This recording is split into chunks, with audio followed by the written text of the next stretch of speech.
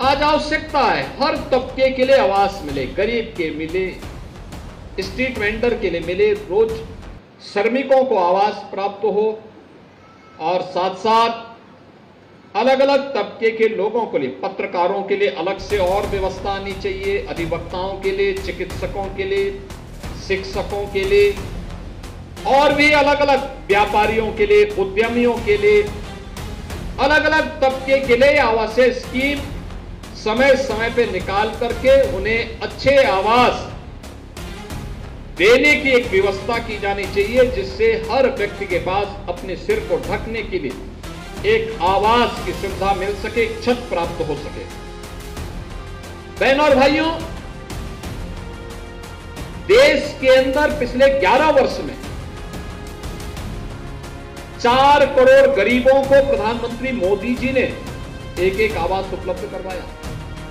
आप अनुमान करिए 4 करोड़ लोगों को ये फ्री में आवास उपलब्ध करवाए गए।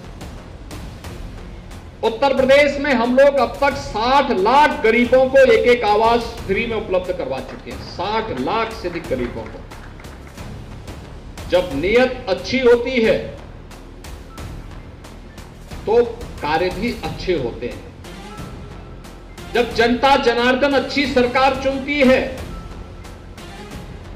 तो चुने गए अच्छे लोग अच्छा कार्य करते हैं, उससे विकास भी होता है और गरीबों का कल्याण का मार्ग भी प्रशस्त होता है। एक गरीब के लिए विकास भी आगे बढ़ती है और विकास के इन कार्यों का लाभ गरीबों को इसी रूप में प्राप्त होता है। सरकार का जो अभियान है, हर परिवार को, हर जरूरतमंद को उसके अनुरूप आवास की सुविधा उपलब्ध हो।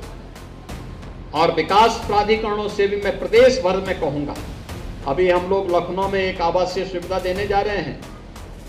वहां पे जिन माफियाओं ने सरकारी जमीन पे कब्जा करके अपनी बड़ी बड़ी हवेली बनाई थी, हवेली हटा करके वहां पे हम लोगों ने गरीबों के लिए आवास बना दिए हैं और गरीबों को दीपावली के पहले हम गरीबों को आवास उपलब्ध करवाएंगे वहां पर। क्योंकि कुछ चंद माफिया बिना कुछ किए बहे धरे सरकारी जमीन पे कब्जा करके लूटपाट करके लाते थे और जमीनों पर कब्जा करके अपना आवास बना करके ऐशो आराम करते थे, फिरौती मांगते थे। हमने कहा ये नहीं चलेगा, ये अब नए उत्तर प्रदेश में नहीं चलेगा। जितना कमाया है उसकी भरपाई करनी पड़ेगी।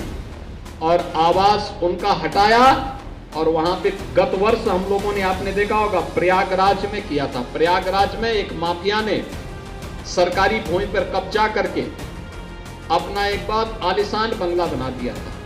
हम लोगों ने उस बंगले को हटाया और गरीबों के लिए आवास बनाए। 76 आवास वहां पर गरीबों को उपलब्ध करके, फ्लैट बना करके उपलब्ध कराए, हाई राइज बिल्डिंग में, और गरीब आराम से रह रहा है। आप सोचो, कोई सोच सकता था किसी माफिया के द्वारा कब्जा हुई जमीन पर गरीबों के लिए आवास बन जाए? अब लखनऊ में भी हम करने जा रहे हैं, लखनऊ में भी करने जा रहे हैं।